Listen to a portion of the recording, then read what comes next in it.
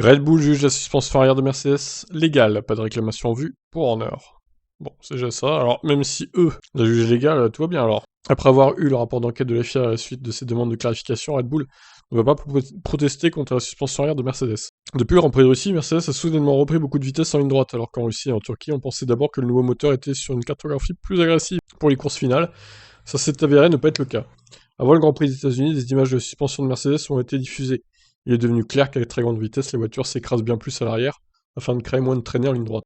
Donc l'idée, c'est qu'ils n'ont pas pu faire ça à Austin, parce qu'à cause des bosses, quoi, tout simplement. Je l'ai dit au début que je ne pense pas qu'ils fassent quoi que ce soit d'illégal. Nous avons également vu cet effet dans le passé, mais en Turquie, nous avons vu une version extrême de ça. Sans avoir eu à changer sa suspension figée depuis 2020 par le système de jetons mis en place pour 2021, Mercedes est capable de moduler l'intervention de cet écrasement selon les circuits, et surtout faire en sorte qu'il ne se déclenche qu'en ligne droite et non dans un virage très rapide, ce qui ne sera vraiment pas du goût des pilotes.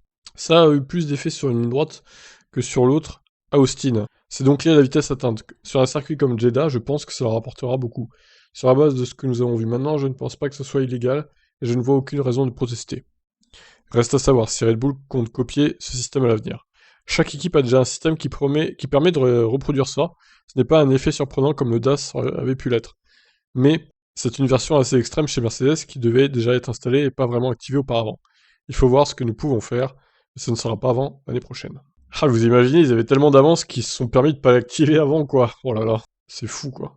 Bon, eh bien, on verra si ça leur donne un avantage sur des circuits comme Abu Dhabi ou Jeddah, qui ont de super grosses lignes droites.